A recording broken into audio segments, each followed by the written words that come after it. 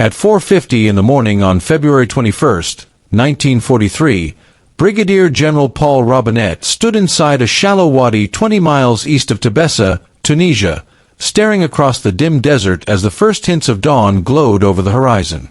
Before him, German panzers were massing in the cold pre-sunrise air, preparing for an attack he knew would come within hours. Those tanks belonged to General Field Marshal Erwin Rommel, the Desert Fox, the commander who had humiliated British armies across North Africa for 2 relentless years. Only days before, Rommel had smashed American forces at Kasserine Pass, tearing through the green, untested units as if they were paper. Now he was coming for Tébessa, the main Allied supply base in western Tunisia. If Rommel captured it, he would cut off thousands of American troops and seize enough fuel and ammunition to keep the Afrika Korps fighting for months. Robinett commanded Combat Command B of the U.S. 1st Armored Division. He had 48 Sherman tanks, 31 tank destroyers, 3 infantry battalions, and 11 artillery batteries. Rommel was bringing the 10th Panzer Division, elements of the 21st Panzer Division, and the Italian Centauro Armored Division, nearly 120 tanks supported by mechanized infantry and artillery. The numbers were close. The experience was not. Rommel's veterans had been fighting for 2 years in Libya and Egypt. They had won at Gazala, taken Tobruk, and survived 100 smaller clashes. They understood the desert, mobile warfare, combined arms, and coordination between tanks, infantry, and artillery in ways that shattered British formations again and again. The Americans had been in combat for exactly 9 days. Most had not even seen a German soldier before February 14th. Most had never been shelled by artillery. Most had never watched a friend die. Rommel knew this.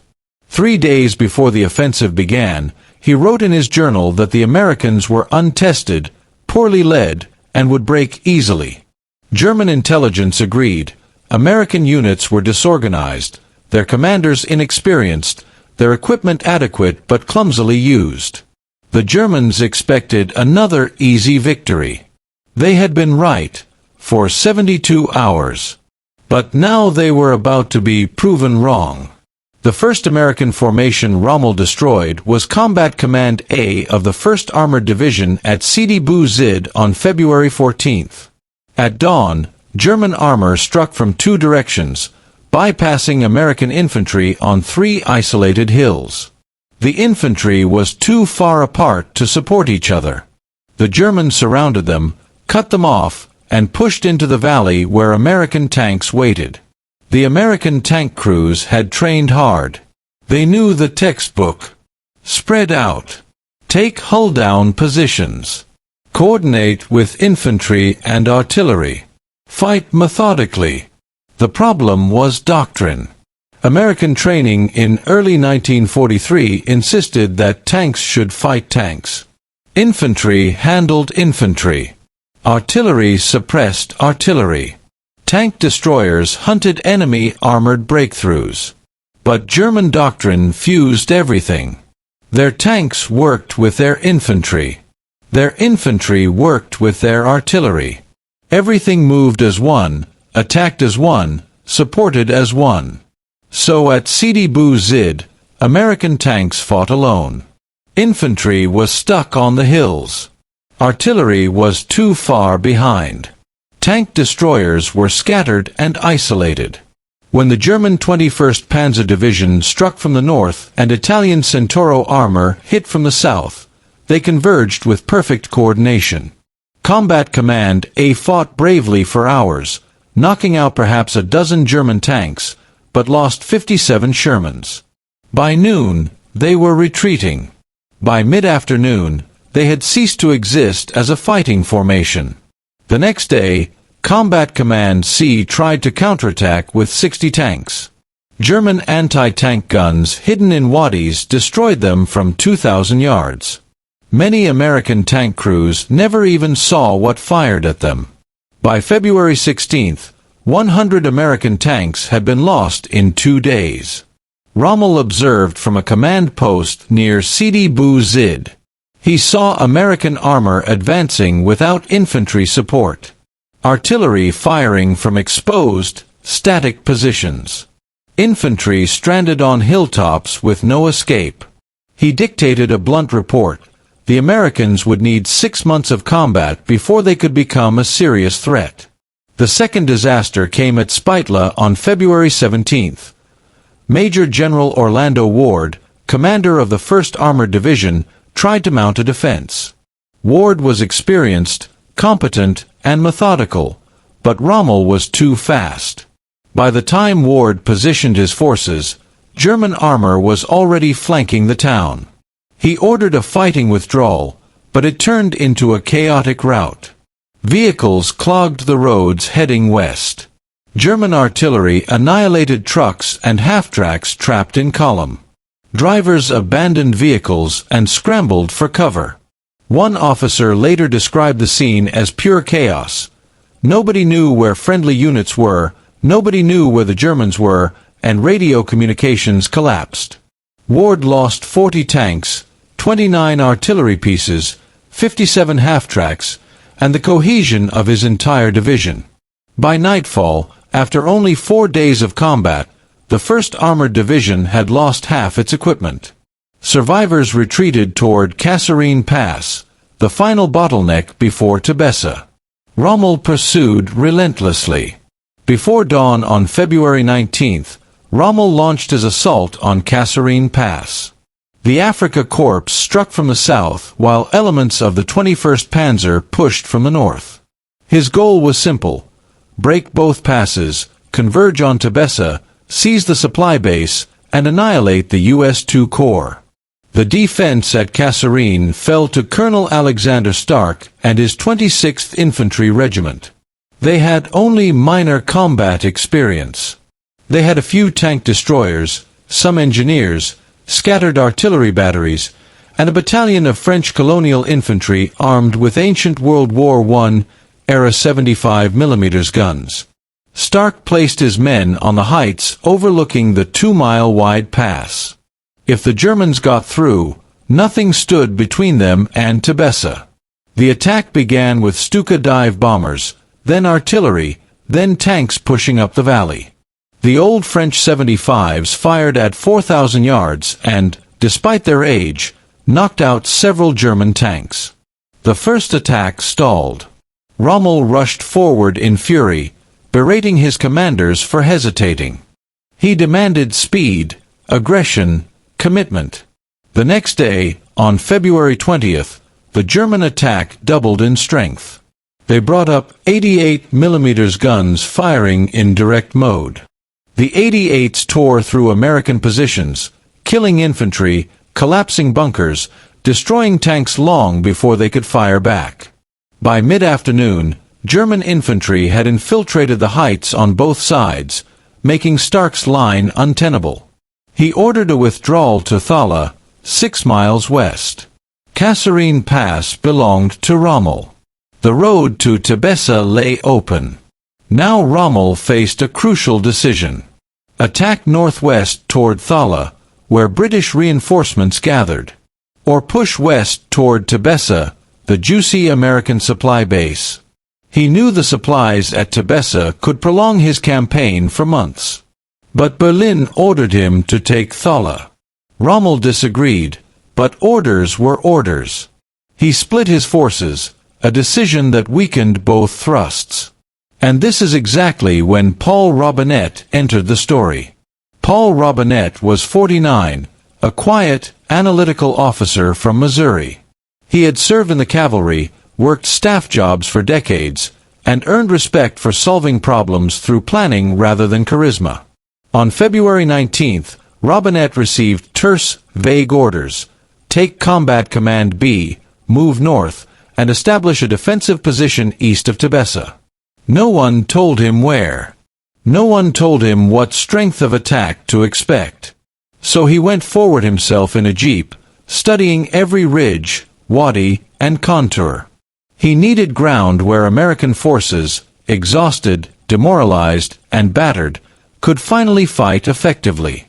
He found it in the Bahiret Foussana Valley, a natural fortress of ridgelines, wadis, and open ground. The valley floor was flat and exposed, perfect for forcing German armor to advance across open killing fields. The ridges offered long-range observation for artillery. The wadis provided hull-down positions where Sherman tanks could hide with only their turrets showing. Infantry could hold the ridgelines and protect the tanks from close assault. And tight defile channeled any German advance into predictable routes that could be pre-registered for artillery fire. For the first time in the battle for western Tunisia, the Americans had a position that favored defense.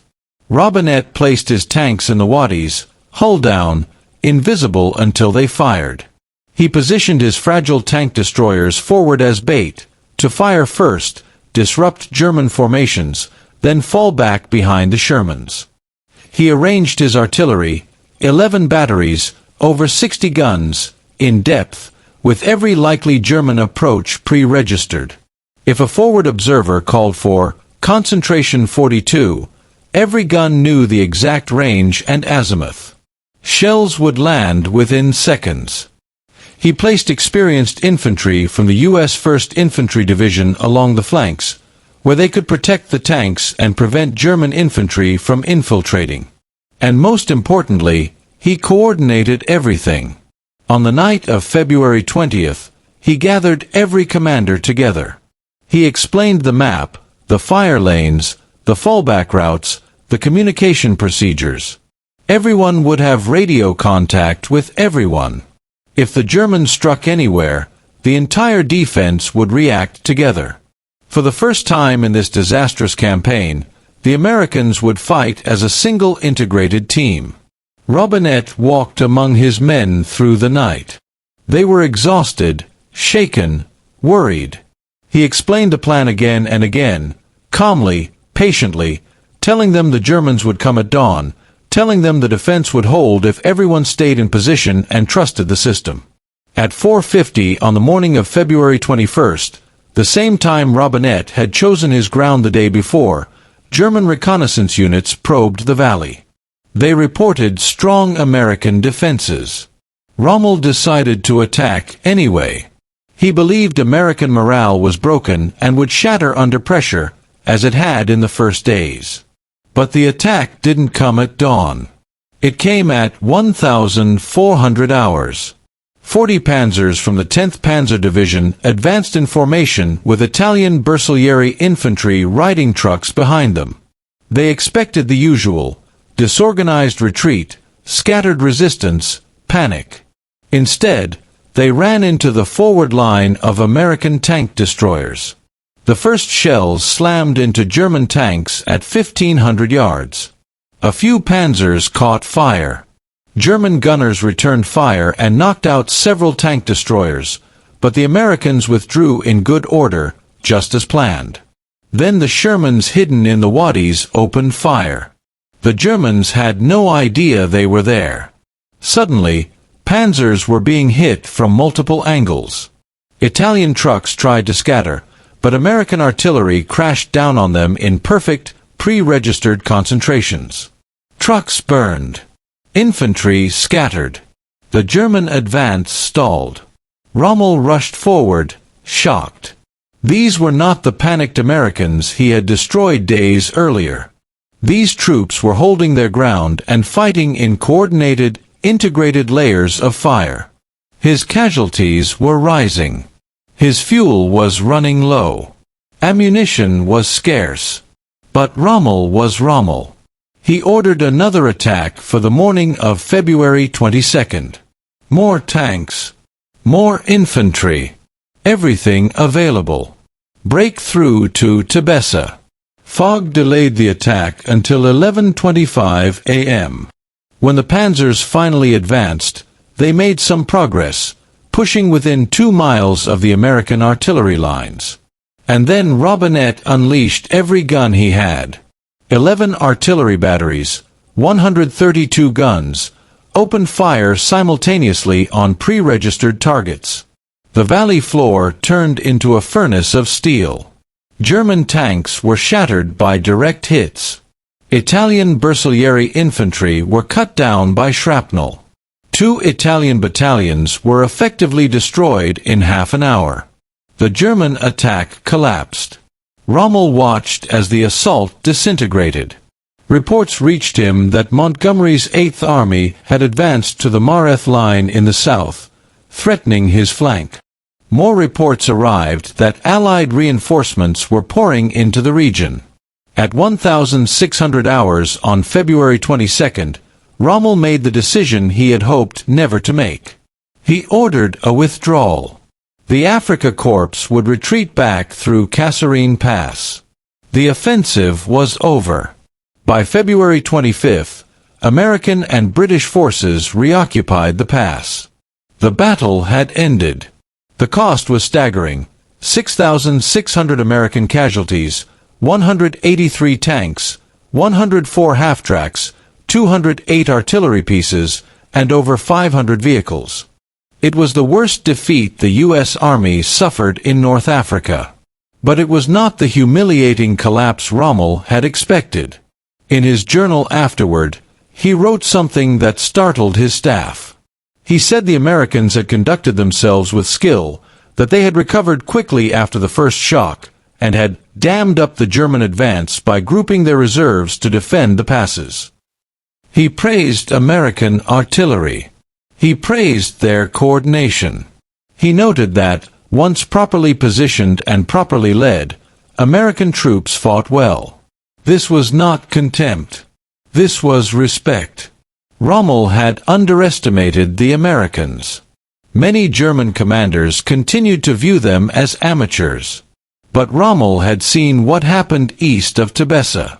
He had seen how fast Americans learned. He had seen how quickly they adapted. And he knew that, from this point forward, the war in North Africa was changing, because the Americans were no longer the naive, disorganized force he had crushed at Sidi Bou Zid. They were becoming dangerous.